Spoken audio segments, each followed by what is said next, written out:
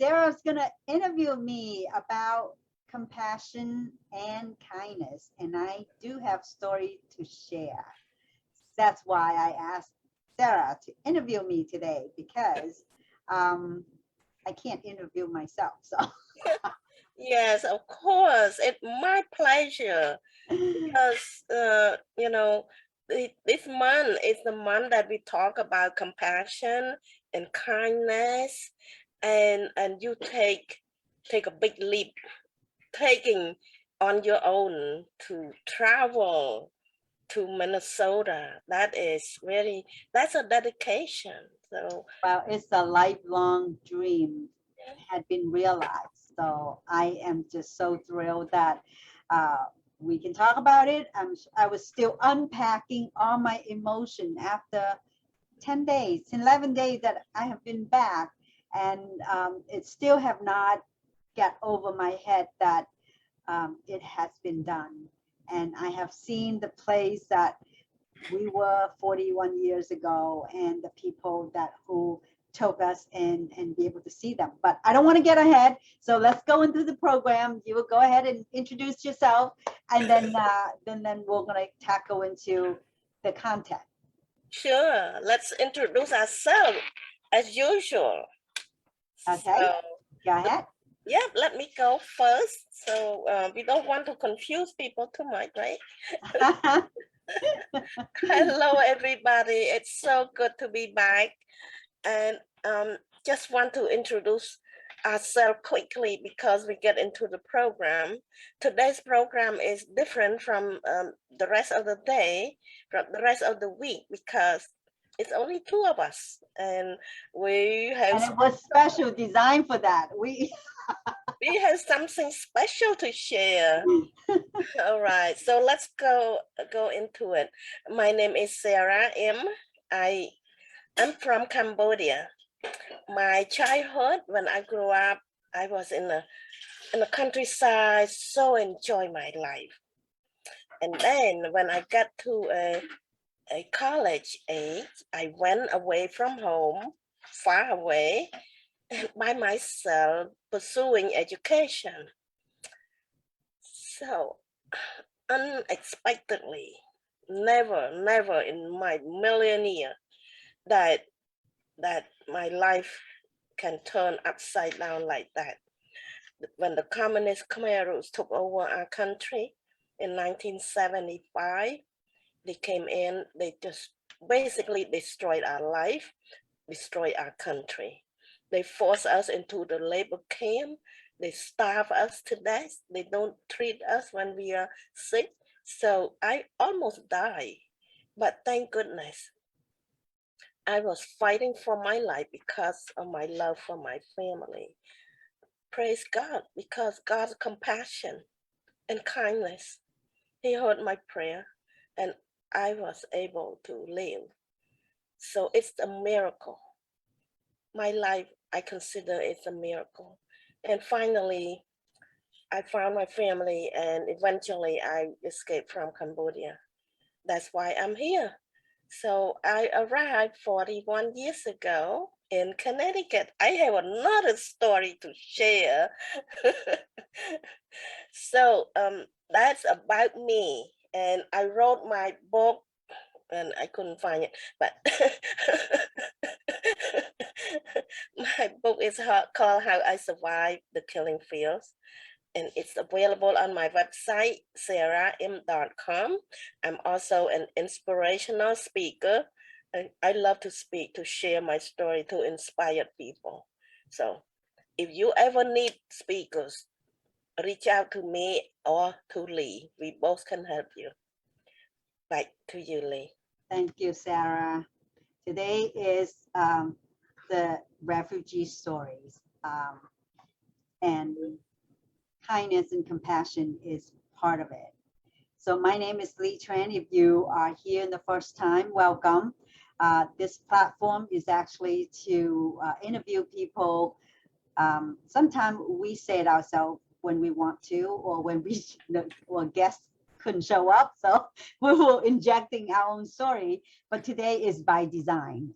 Today I want to share with you my story the story that my family have come to America 41 years ago, and compassion and kindness of the people that took us in, that sponsor us, that introduced us to America, that made us feel loved and welcome, are the driving force that push us to be here, who we are today.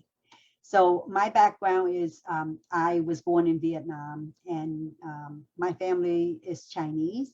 It's a small, not a small, it's a major ethnic group in China, in Vietnam.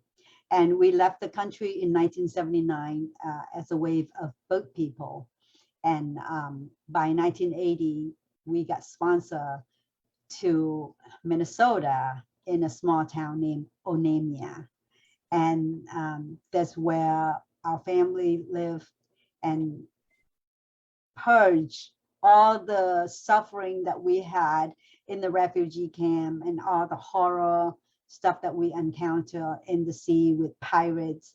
That was the 6 months periods that literally have really nourished our soul back to hope and normal. So that is the compassion and kindness I want to emphasize and talk about today. I also have a memoir that I had out last year about this time. It's called I Did Not Miss the Boat, obviously because we're boat people. And obviously I didn't miss the boat, that's how I'm here. But the compassion of God and have saved my family and saved our lives. And I'm also a speaker. I also want to bring the message of hope and of inspiration, of encouragement to people that who felt like they're stuck, or they have to settle for whatever that they didn't like, because life is too short to settle for whatever you don't like.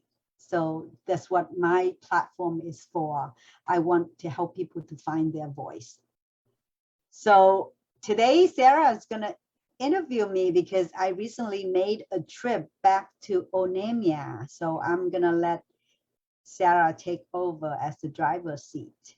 Yeah, sure. So I'm curious. Tell us a little bit about why it's so important that you make a trip to Onamia. Well, Onamia. so when we left Onamia in June of 1980, we come out as a whole family. My dad, unfortunately, passed away 7 years after we left Onamia.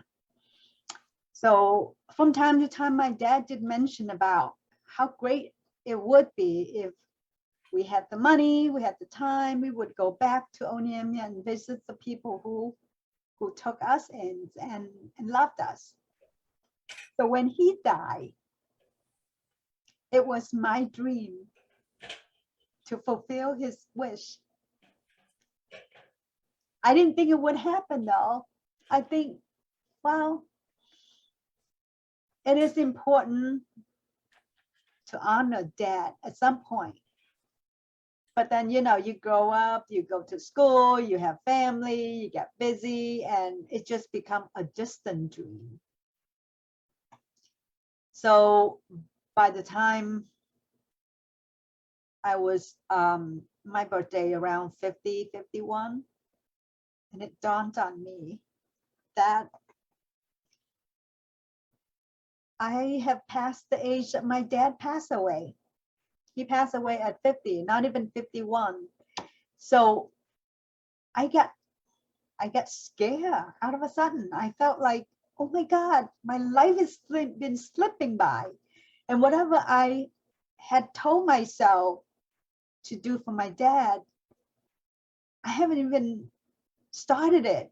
How is that going to happen? So, so many things had happened, and I really wanted to honor that wish. I'm not only want to honor my dad's to have him in the story to let people know. But I also want that story to come out to honor parents of all refugee immigrants, to honor their sacrifices, and also to honor the people who gave us hope, the people who gave us love, kindness to carry on.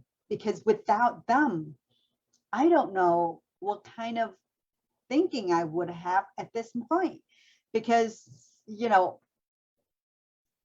kindness, spread kindness. Kindness is contagious.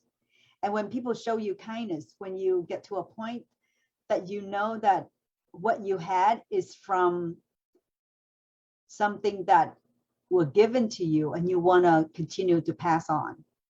So the whole trip was a wish, and it became a dream, then it become a reality. And I have to say that part of it's because COVID had pushed me to the point that I have to ground myself down and write my memoir. And I could have just taken a trip to Onamia anytime in my life, but going to Onamia with a book, a story to honor the people who helped us is so much more gratifying. And I want to pay tribute to them. I want to pay tribute to the individuals, people that who helped my family. And I also want our family to go and pay tribute to the collective community who took us in 41 years ago. The church, the town, every single nice people that who have helped our family, help us shovel the snow, help us, you know, bring food for us. And so that was really important for me. And I am so glad that I can make that dream come true. And I'm still pinching myself. It happened. It did. Wonderful. So who are the important people that you like to see on this trip? Well, I always wanted to see, there's like a handful of families that are really near and dear to us, that like very personally care for us. Mm-hmm. And starting out with the pastor and his wife, Tim and Nancy. But I have lost touch with them for a long time once we left. And they were there for only a few more years and then they left. So we couldn't communicate. But I have one family that I kept communicate since my dad died. I call them. And the Stevens, Andy and Sharon, if you are listening, my love for you. They are my uncle and my aunt now. I have kept touch with them, but not until, like, I would say 4 or 5 years ago, that they are snowbirds in Florida. And we did reconnected, and we have seen each other almost every year until COVID. So so that's the important people that I want to see are Tim and Nancy and the Stevens, and also Karen Heller, and Jean, her husband, who were my parents' teacher, English teacher, when my parent came.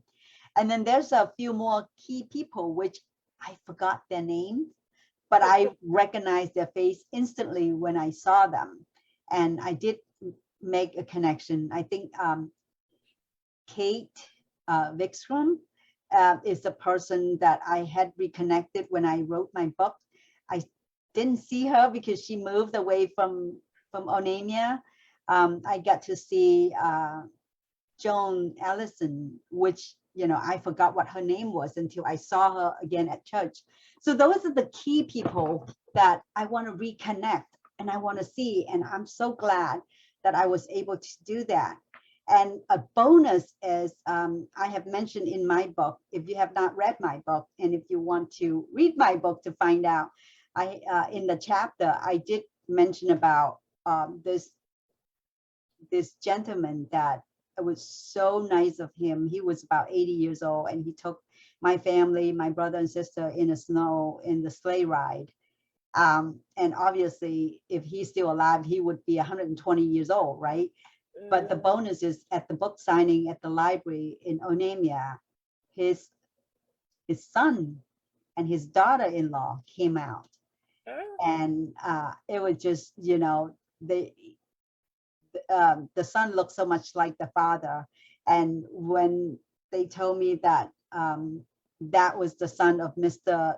Clive By, I was choking up, and it was just so glad that I was able to actually say thanks to him about his father's kindness.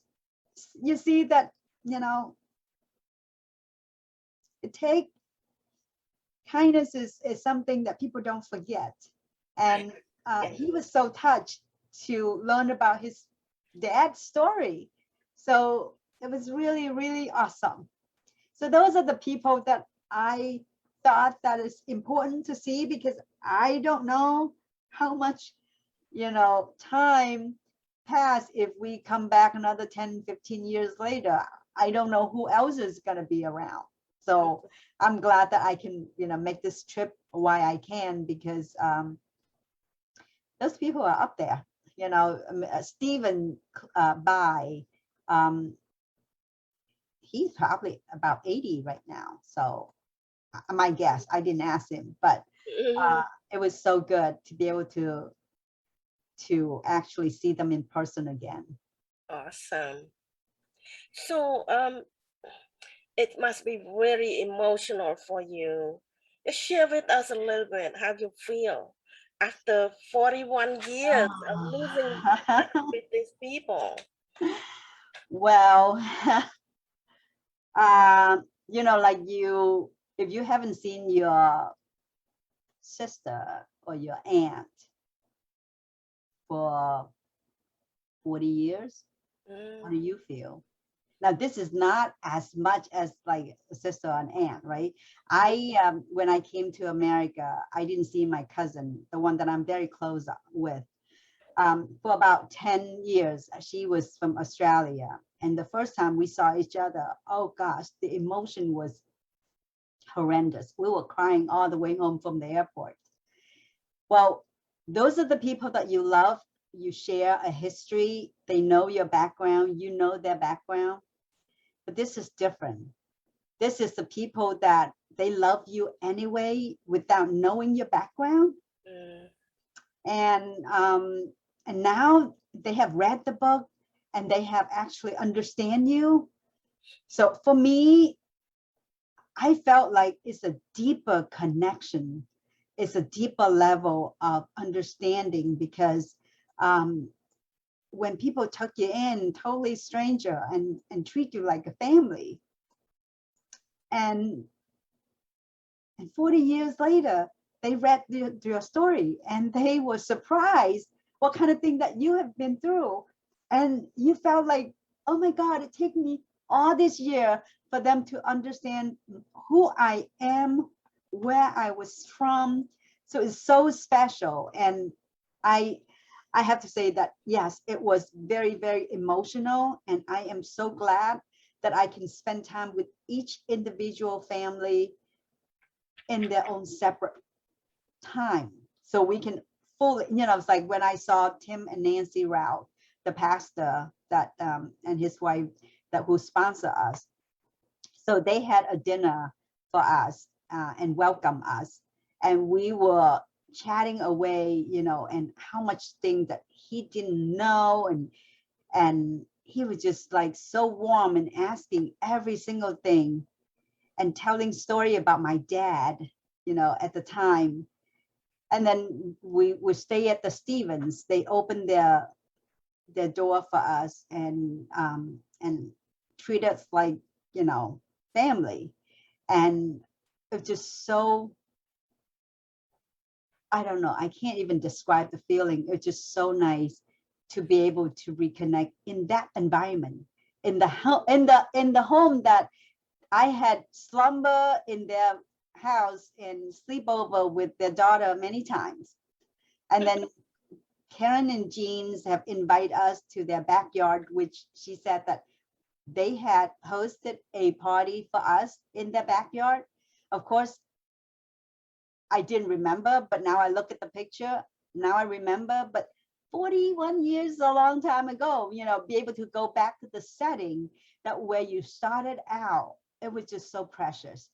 And yeah, the emotion, I mean, I can just cry at any instant if you let me. Oh, wow. That's wonderful. So Sharon went back home, saw you there? What's that? Sharon Stephen? Sharon, yeah, Sharon, yeah, she has not come down to Florida, and of course she's a snowbird. If she did, it would be in the winter. But Okay. COVID has kind of like make them stay put, and it's just really nice to be able to come back to the house that hosted me 41 years ago, and it just it's just really absolutely beautiful experience, Wow. and be back into that environment, and go back to the streets and to the post office and to, you know, just like to see all the landmarks that that seems so huge for us back then. You know, my perspective changed, right? Back then I was a kid and everything looked grand and big, but you know, it's just surprising that it's not a whole lot of thing changing. But that's why it's so precious, because it would be kind of weird to come back and see everything change. Then I wouldn't have that sad, that feeling, that's now nostalgic feeling. Mm. But yeah, so it's really, really special for me.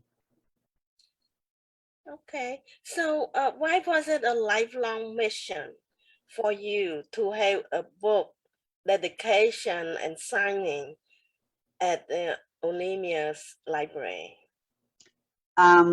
Just funny, but back then when we were there, they didn't even have a library. They have a bookmobile.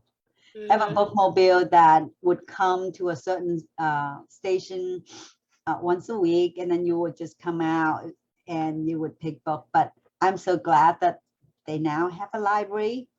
So I sent a couple books during COVID when I had my book done, to them. But my dream was, you know, I want my book to be born in that library before it goes worldwide.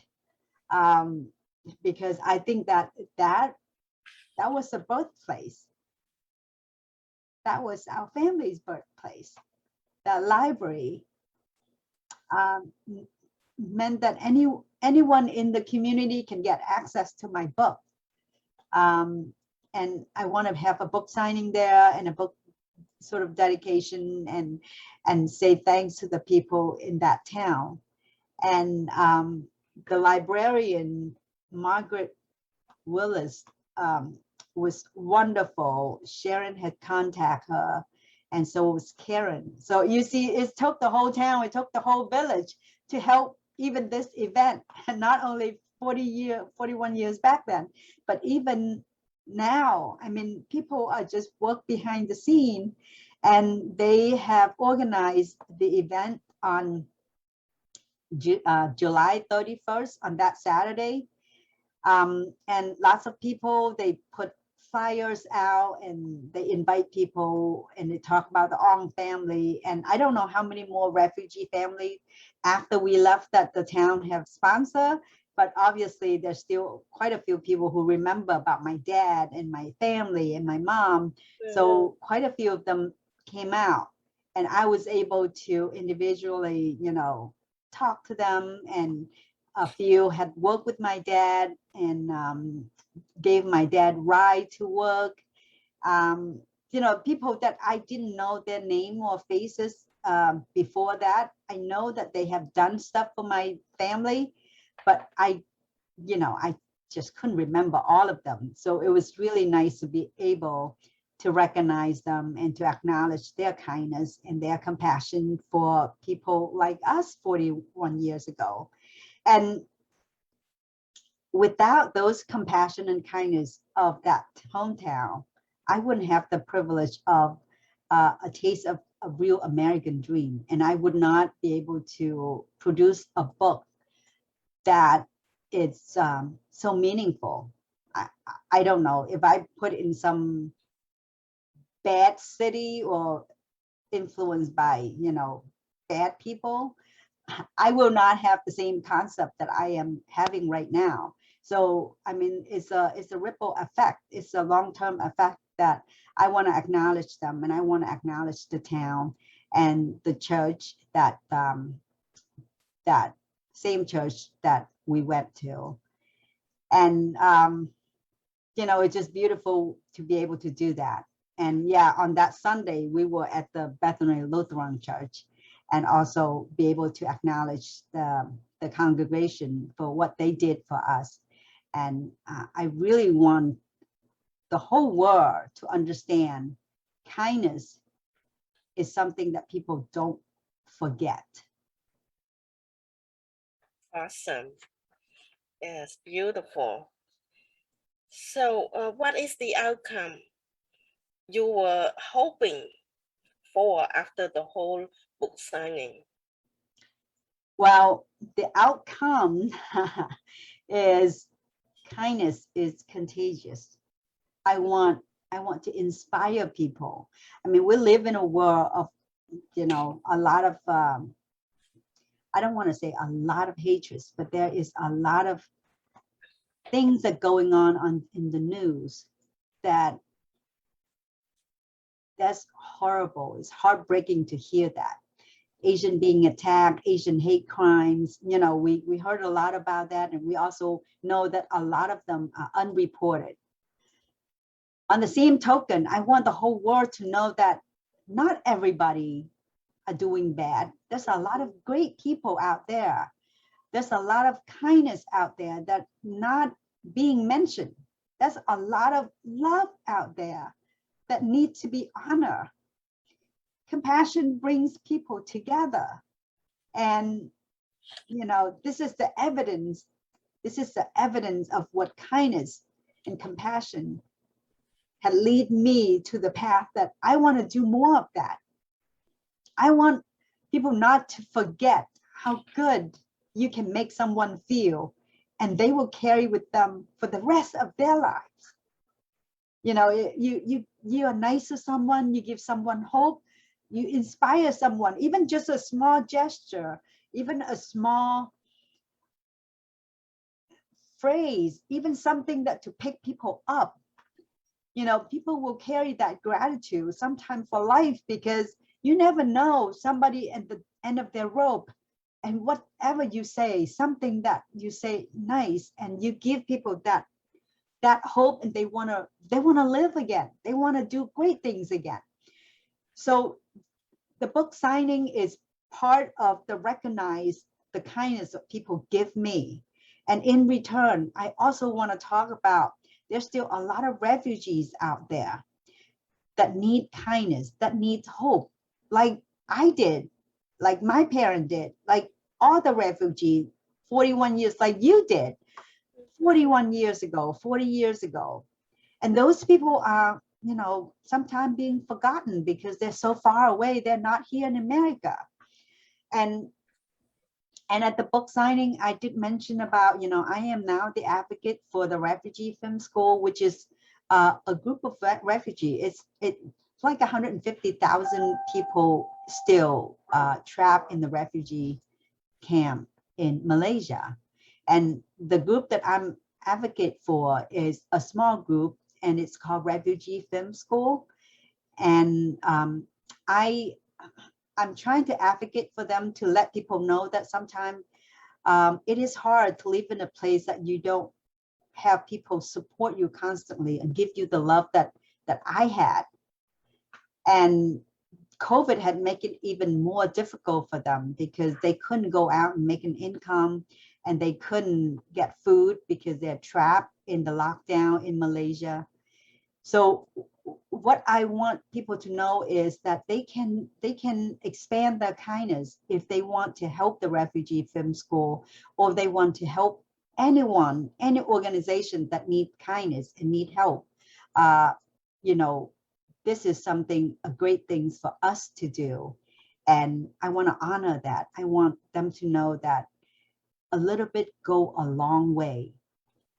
And if they can help the Refugee Film School, which I'm associated with right now, and I can put the website down there. It's called refugeefilmschool.com. And if any donation or anything, I want to pay it forward. I want to help those students. Those are the kids that anywhere from 13 to 20 years old, that they have to help their family. They have to be the family's eyes and ears and mouth, because the parents sometimes couldn't speak the language that or English or anything that the kid could learn quickly. So that's the outcome. I like to let people know that their kindness is never going to be forgotten. And yes, they can be expanding more compassion and kindness to do a little bit more during the COVID time to help other anyone, their neighbors even. It doesn't have to be the refugee film school, but if they want to help people, to bring hope to people long and far away distant, like they did help me 40 some years ago, or anyone, any audience that want to do that, they have a place that they can donate, or they can support, or even just put a prayer for those family. That would be absolutely beautiful for me. So another word, if somebody have a job, like need some help with video editing, something small job like that, they can ask for help from them, right? Yeah, there's so many level of support. If you don't have anything you want from like a graphic or video editing, you can just do a donation. You can just go to Refugee Film School and give a donation one time or as many times as you want. But if you are a small business, or you have some personal needs that you need for graphic design, anything, making flyers, or developing a website, or editing videos, these kids are being trained. That's why it's called Refugee Film School, because the schools are training these kids to be self-sustained by giving them gifts of learning and making earning by learning. So they can help you if you have a small business. If you need any of those things, you can either contact me or contacting the school, and we'll have somebody to talk to you if you need on a regular basis, or you want to do a one-time job. These kids are so gifted. They can help in so many ways. Now, people do not want a handout. They want a handout. They want to be able to earn and get whatever they deserve. But if you don't need anything, you're welcome to freely donate. But if you do need something for your business, they can be your virtual assistants as well. I have one that I work very closely, and she is wonderful. She has done so many things for me, and I'm taking her in as also mentoring her, also hire her for some of the things that I couldn't do myself. So there's so many levels that you can help. And if you are family, you need to have a photo album, you want to make something, a video for your family, they can do that for you too. You don't even have to have a business. There's so many ways that creatively we can help people by giving them a job. Just frankly, they don't, if you can give without any demand or any requirement, that's good. But if you need something, you can also hire them to do that job for you, and you're helping someone while you're supporting them at the same time. Awesome. That's wonderful. Wow. That's a lot of nice story and good memories. So that's a wonderful thing. Yeah, that remind me of my first place that I stepped my foot on America is Connecticut. Yeah. Danbury, Connecticut have a lot of memory for me. Yeah, one of these days I'll talk about. Yeah. I think it's just so nice to be able to honor the people who helped us. And I don't want them to be forgotten. And if we keep doing that, this whole world is being reminded about kindness and compassion. And Yeah. when you hear those kind of stories, you want to do more. It's just like, you watch a good movie, you want to do good. If you watch a violent movie, sometimes you just get edgy. It's just like whatever you see is whatever you want to do, and whatever you hear is whatever going to be influence your thoughts. And I thought this is something that is so beautiful, and I want to share, and I want people to share their own story. I mean, if you have a story, I will interview you. We will interview you. It's like that's why this whole entire month is dedicated for compassion and kindness. And I hope that people will go ahead and share their story and say thanks to the people who help you, and keep doing great job to help other people. So that's my desire, and I want to thank you for giving me the opportunity to talk for the last, I don't know, 30 some minutes. That's good. That's wonderful, because we never really hear the full story in the back behind your background. So behind any good background, there's a lot of support Yeah, that we receive. yeah. Yeah. I think we are who we are because of the people who supported us, So Yeah. Yeah. well, I sent my book to the church that sponsor me, and they circulate in the church, and they read my book, and yeah. a lot of good It's just memories. beautiful when you be able to honor them, and people were surprised. People were surprised that your story, people were surprised that it meant so much to you that they didn't even acknowledge. They didn't even think that's a big deal to them, because sometimes we do the same thing. We go out, we be kind to people, and we help people, but we don't register in mind that it's a big deal, and we just forget about it. But to the person that you help at that very moment, that's life and death to them, that is something that they can hang on, is huge. So it is great to be able to have the opportunity to come back and tell them that how much it meant to you to get their help, the the one that it didn't seem like a big deal to them, but it is a big deal. So Right. All right. Well, that was a good we conversation. Thank you yeah. for sharing. Well, thank you again, everyone, for tuning in. And we hope my story and Sarah's story, eventually, I'm going to have her, get it out. And if you have, go ahead and call someone and say thank you to them. If someone that you have remember how much it meant for them to help you, you feel much better. You feel good. Trust me. I have been feeling nothing but full of heart. I mean, I just feel like I'm overflow with joy and blessing that I'm able to go back and do what is right for my dad, for my family, for every single refugees that get help in this country. I want to say thank you. Thank you to all the sponsors. Thank you to all the people who are kind to them. And keep doing it, because we need kindness in this world. Yeah. All right. Thank you, everyone, before I cry again. Have a great night. Good night, everybody. Bye, everyone. See you Monday.